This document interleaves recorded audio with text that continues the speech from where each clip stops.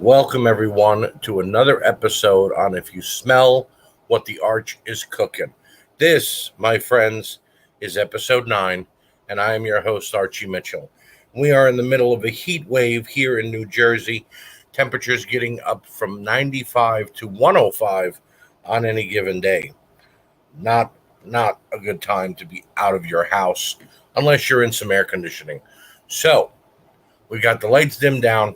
It's time for you to pop open your favorite frosty beverage and join me as I spew my venom and my hate and my love for this business we call professional wrestling. And this week we're going to be looking at AEW Saturday Night Dynamite and NXT from this past Tuesday. Why are we not including AEW's return to Wednesday night? Well, because I didn't know that AEW was doing Dynamite on Saturday night and on Wednesday night. And with what happened on Saturday Night Dynamite, I feel like I've said that way too much.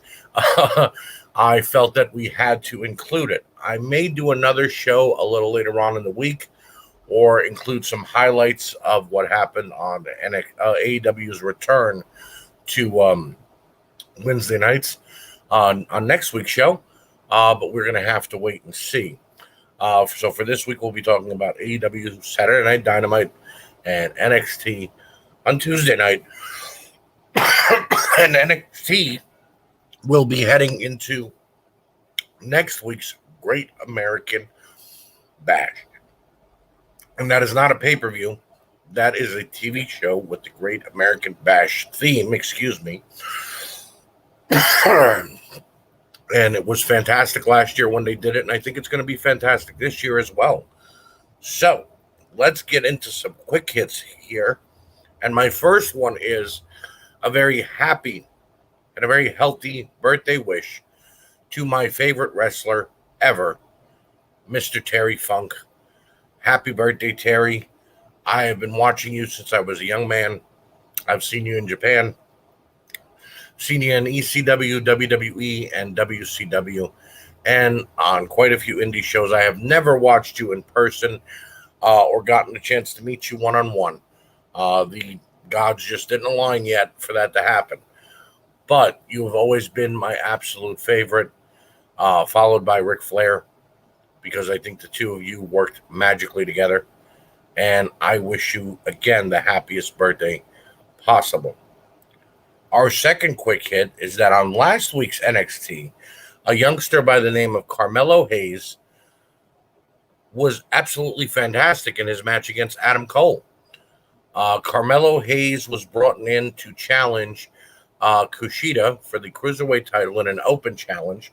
And he looked like he was just going to be a flash in the pan and then go to 205 Live and not really do much. But he came out this week to be Adam Cole's opponent, and he uttered the John Cena ruthless aggression line and then smacked Adam Cole, but then took Adam Cole to his limits for 15 minutes straight.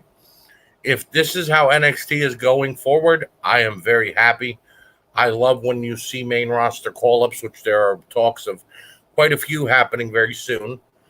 And then they bring in these new young kids, some of them without names, some of them with names.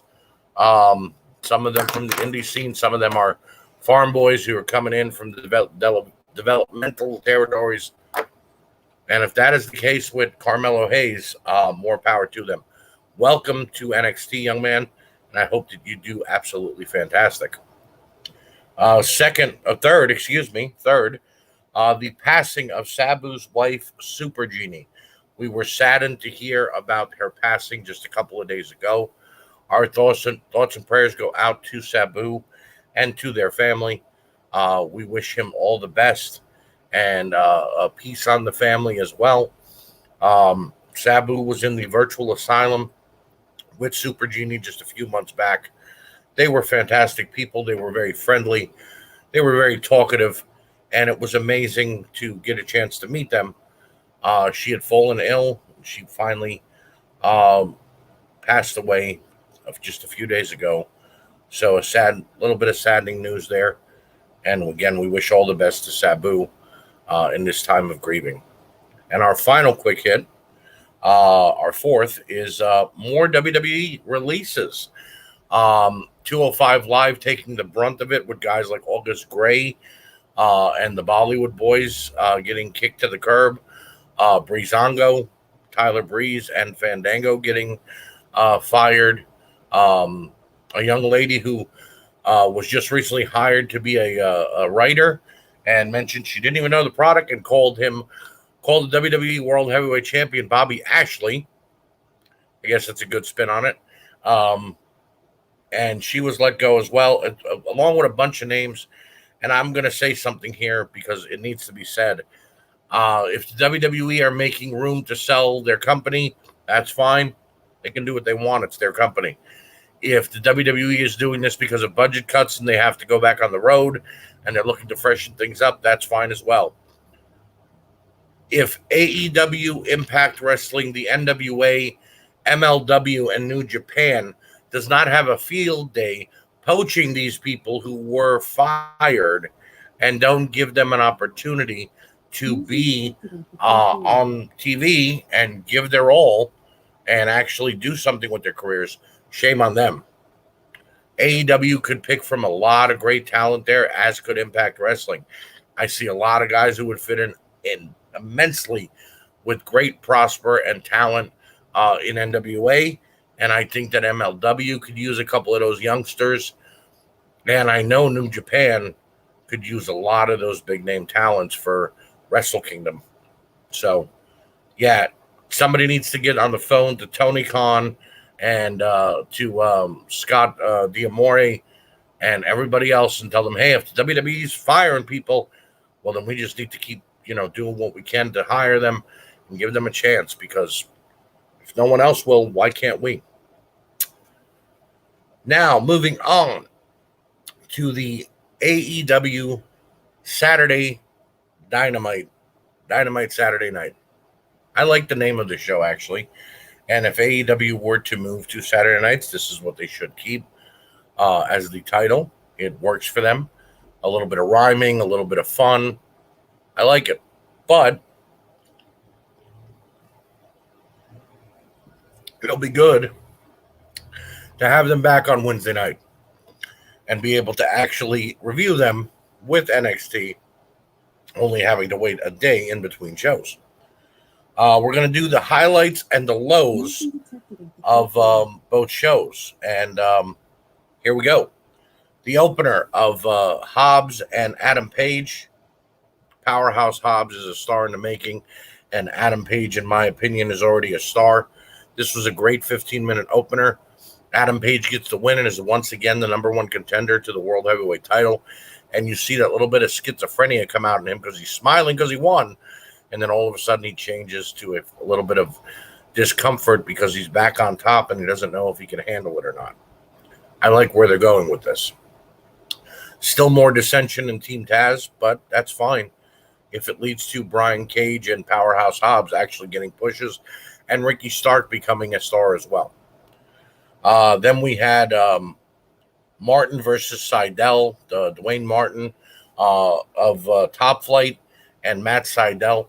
These two kids bust. Well, I shouldn't say kids, but this young kid, Dwayne Martin, and Matt Sydal, who is a longtime veteran, they busted their asses in that ring.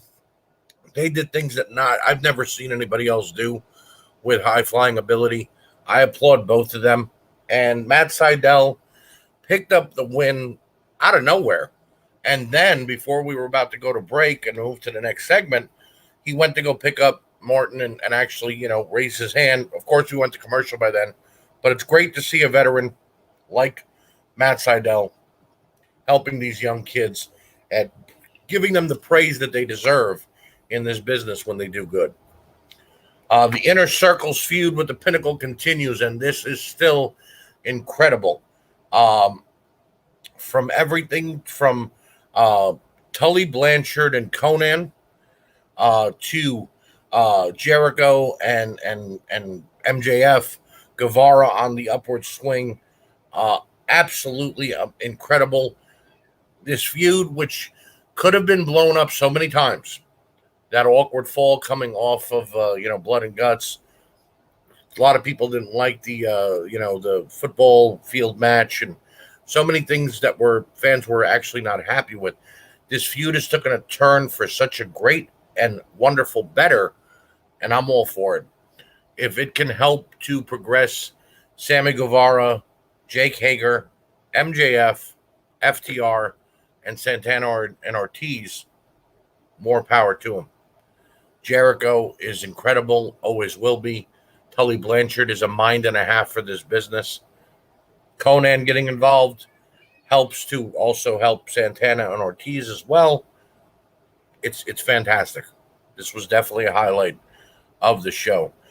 Ethan Page versus Bear Bronson. Seeing Ethan Page get Bear up in the Ego's Edge, fantastic. Absolutely fantastic.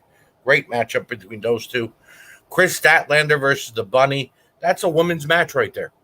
That's the way women's matches should be contended. Two women, hard-nosed, actually pulling out all the stops and fighting. It shouldn't be any of that, botches. And I understand everybody makes mistakes. But no, it does. There doesn't have to be a botch every 2 minutes. These women had a handle of this match and did absolutely fantastic. Brian Pillman Jr. with another great promo talks about him getting a TNT title shot against Miro next week on the return to Wednesday night. Unbelievable. Great job by this young man. Brian Pillman Jr. is the spitting image of his father, and everything that Brian Pillman Sr. should have been, I believe Brian Pillman Jr. will be. And then we come to our main event, Kenny Omega and Jungle Boy. What can I not say about this match? Jungle Boy is an incredible young man who is doing things to help progress his career and move it on the fast track to success like nobody else has. Jack Perry is a star already, and when he has matches like this with Chris Jericho, match like this with Kenny Omega like he had this last week on Saturday night, past matches with MJF, winning battle royals. This kid has everything and anything that you need to offer in this business, and I applaud Jungle Boy. Kenny Omega, I know we shit on him a lot. We make fun of him a lot. Nate Maxson and Aaron can't stand him. I know one of my heroes, Jim Cornette, can't stand him, but Kenny Omega, when put in the ring with an incredible star, when put in the ring with someone who could lead him to a good match, it's hard to say, actually, when you got a young kid like Jungle Boy in there, but when Kenny Omega has someone to work with that he could work with, he's 5 stars all the way. This was a great matchup, and in my opinion, it's the best matchup we've seen on AEW in a very long time. The true stars of this show were Sammy Guevara and Jungle Boy. I see big things for these two young men, and I hope that AEW continues to push them the way that they are. The lows of AEW Dynamite Saturday night. More Jade Cargill promos. I think this woman has had all of 6 matches, but yet she's been here for 8 months. One of her matches had to have Shaquille O'Neal in it. Get her a feud, get her away from Mark Sterling, and let this young woman explode. She has all the tools to be a great heel or a great face, but this whole branding her and putting her in these commercials and promos is BS. I'm tired of seeing it. I'm done. If they continue to do it, then they've lost all hope with her, and they just want her to be this face and not actually be a wrestler. Andrade's entrance right before the Matt Sydal Dwayne Martin match made no damn sense. Why would you have one of your big stars walk out before a match and then have them just walk to the back after all that? It made no sense whatsoever. If you were going to attack both guys and stop the match from happening, I'm all for it.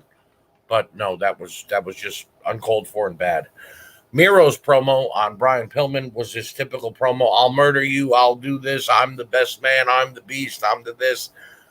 Miro needs a manager. This is why he had Lana for all those times. in the early parts of his WWE career because all he could say was crush. Well, maybe we need to go back to that. Maybe since Lana was let go, they need to put her back with her husband and let her speak for him. But that's just my opinion. And finally, Ethan Page's promo after his match. This young kid needs to learn how to actually cut a sane promo. I understand he's supposed to be a little maniacal and a little crazy, but we we don't need that from you, Ethan. You put up a great match like you did against Bear Bronson, and then you tore it all down. Everything you built up, you tore right back down with that bunk ass promo. Um, I don't see it. He needs to wrestle and cut good promos, or just wrestle, because or let Scorpio Sky talk for him. Goddamn it, because that's just bad, bad, bad, bad. But as you can see, there were more highs than there were lows on AEW's Dynamite Saturday night. So go out of your way to see it. In my opinion, great show, and I cannot wait for Wednesday night show as they return and see what we've got in store with the TNT title match and a few other hidden gems that are being promoted. We now move on to NXT. This gets opened up with Zoe Stark and Io Shirai taking on Shotzi Blackheart, Ember Moon, and also taking on Raquel Gonzalez and Dakota Kai. This is one of the highs, ladies and gentlemen. This is our first high. A triple threat, 6-woman match, 3 tag teams. Fantastic match going up and back and forth. I saw offense that I had never seen before. And I know I say that a lot. Maybe a lot of these wrestlers are learning new things. Who knows? But there were a lot of tandem tag team moves from Ember Moon and Shotzi, and from Dakota Kai and Gonzalez and Starks and Shirai. That was unbelievable. These women are truly the future. I don't know why we needed a makeshift tag team of Stark and Shirai. They end up getting the win, though, after a good 20-minute battle. And they're going to challenge for the tag team titles. We'll get into that a little bit later, though. Then we have Gargano and Cross's continued feud. And Gargano's trying to get in some cheap shots and really get under the collar of Cross. And it's working. And I'm loving it. These two definitely deserve a one-on-one match. And then Cameron Grimes comes out to take on Ari Sterling. Again, another one of those young kids who came in for the Kushida Cruiserweight title open challenge. And Sterling gives Grimes a pretty good matchup here. Went about 7 minutes. Grimes gets the win, but Sterling looks like he's got some tools there and can really progress if given the opportunity. Afterwards, LA Knight comes out and delivers a hell of a promo against Grimes. Grimes then chimes in and starts mocking LA Knight. And it looks like at the Great American Bash, we're going to have LA Knight and Cameron Grimes for the $1 million title. And if Grimes he's the champion. But if Grimes loses, he becomes LA Knight's Virgil. And I'll be honest, I'm good with either one. I like it. If Cameron Grimes ends up turning into the Virgil of LA Knight, I'm all for it. And I would laugh hysterically to see him in that role. Great continued storyline between these two. And speaking of continued storylines, Kyle O'Reilly and Adam Cole then come out to have a face-to-face interview. They're talking. Cole pushes the wrong buttons. Kyle pushes back, and then we end up in a brawl with Samoa Joe just sitting there and watching as Kyle O'Reilly almost rips the leg of Adam Cole clean off. They are going to have another match at a Great American Bash as well. I'm all for it. I love these two when they're battling. I loved it when they fought in PWG. I loved it when they fought in Ring of Honor. So they have a long storied history with each other, and it only makes sense for them to once again have another match. And if this is the blow-off and the final move forward, as much as I like Kyle O'Reilly, I think Adam Cole needs it more because Kyle already beat Adam once, and they didn't let him do anything with it. So, go figure. Xia Li and Boa versus Mercedes Martinez and Jake Atlas was next. Another highlight of the show. Great tag team matchup, but that devastating kick by Zaya to Martinez, which may have actually connected and injured Martinez, was sick looking. I don't know if this is a work or not. There's been no word just yet, but the continued brawling, unbelievable, unadulterated fighting between Xia Li and Mercedes Martinez has been crazy. But I like it.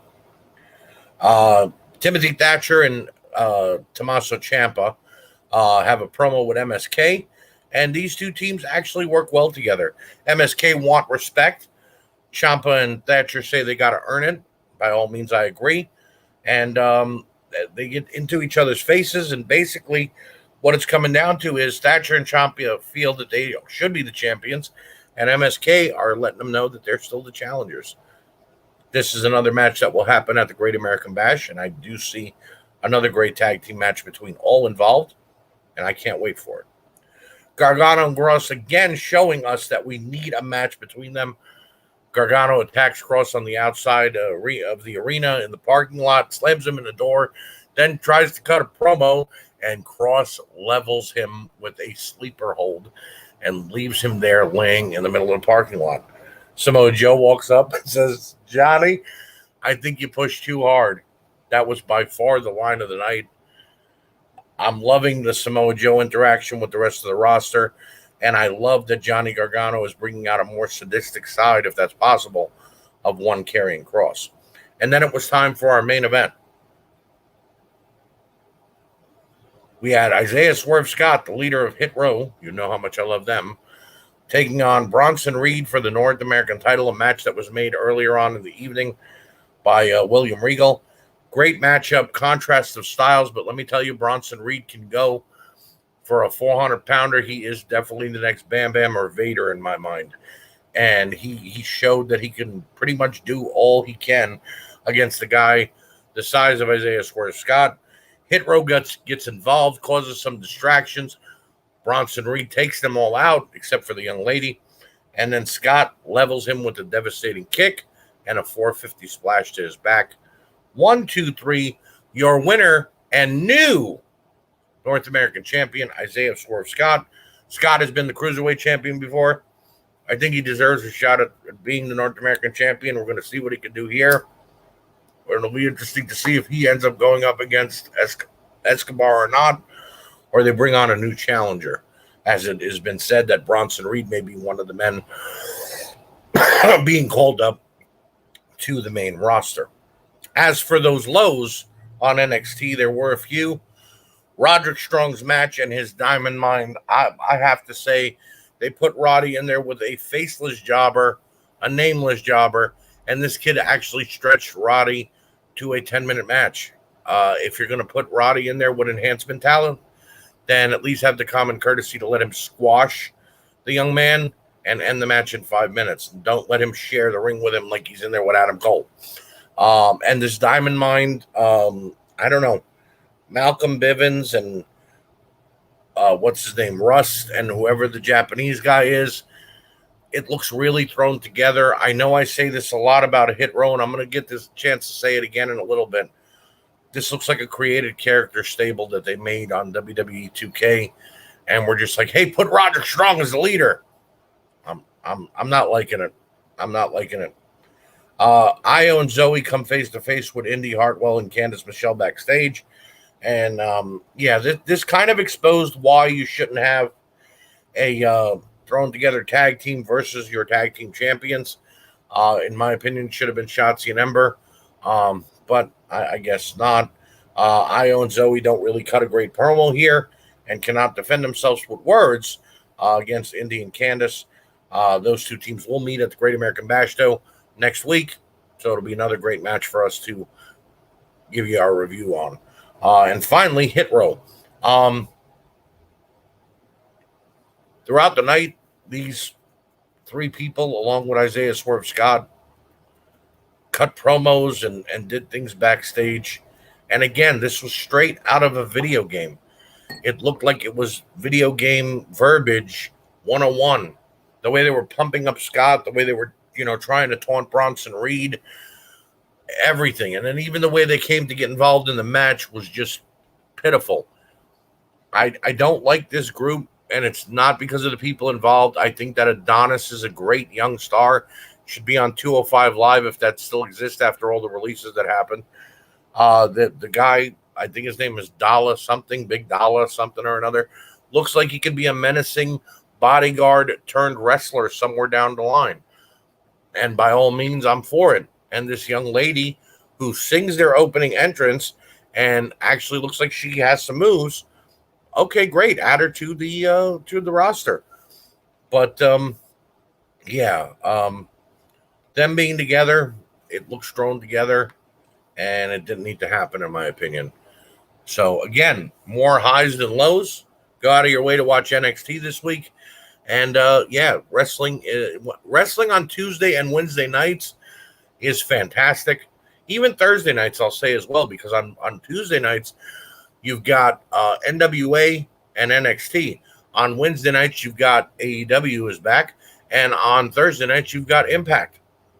And on Saturdays coming up, we're going to have MLW on Vice. So, yeah, there's great wrestling on every night of the week except for Monday and Friday. Monday Night Raw and SmackDown. I have thought about doing a review. This is, by the way, we're going to roll right into Grinds My Gears. I've thought about doing a review for Monday Night Raw and SmackDown on this show, going head-to-head with them like I do with AEW and NXT. And guys, I sit through 5 hours of wrestling for those two shows every week, just as a fan, because I want to watch. I'm hoping something great will happen. And by the ending of the first 90 minutes of Raw, I'm tired. I'm bored. I'm disgusted. And when things finally start to get good and my eyes are opening up and I'm like, okay, good. What's about it? They throw me right back down that sand dune and tell me, nope, gotcha. As great as Bobby Lashley and Drew McIntyre are, you've got this whole Kofi Kingston resurgence storyline, which I'm just not buying with MVP. As great as some of the tag teams are, you've got AJ Styles and Omos who have yet to defend the titles as the champions. It's just it's very lackluster and very unhappy on Monday Night Raw. And then you switch to SmackDown, and it's pretty much the same, except you've got Roman Reigns, who's good, and his debacle with Jimmy and Jey Uso and Rey Mysterio and Dominic Mysterio. It's a lot of crap. A lot of crap. The most redeeming things on Monday Night Raw are Matt Riddle and Randy Orton and Alexa Bliss. And the most redeeming thing on SmackDown is Paul Heyman. So, yeah, that's going to be Grinds My Gears this week because I don't want to do a review for SmackDown or Raw. I can't. But I guess we'll have to wait and see what happens one day if they ever decide to put on a decent show. By the way, I asked a question last week, and then I asked it in the We Can't Wrestle podcast group as well. The question was, who should not be on our television? Is it Dominic Mysterio or Hook, Taz's son? And in the podcast group for the We Can't Wrestle podcast, I also included a third option of both. I put that up on Sunday night, and it's now Thursday. And in 4 days, here are the results. 7 votes for Dominic Mysterio, 10 votes for both, and 17 votes for our winner and the man who should not be on television, Taz's son, Hook. I want to thank you guys for answering that question. As much as I dislike Dominic Mysterio, I think Hook is the worst of the two. So I agree. Thank you guys for joining me. Thank you guys for supporting the We Can't Wrestle podcast and WrestleNet Radio. Continue to do so. Continue to join me every week right here on Thursday nights in the primetime slot. And I'll continue to dish out my venom, my hate, and my love for this thing that we call professional wrestling. Thank you for joining me, and I'll see you next week on If You Smell what the Arch is Cooking.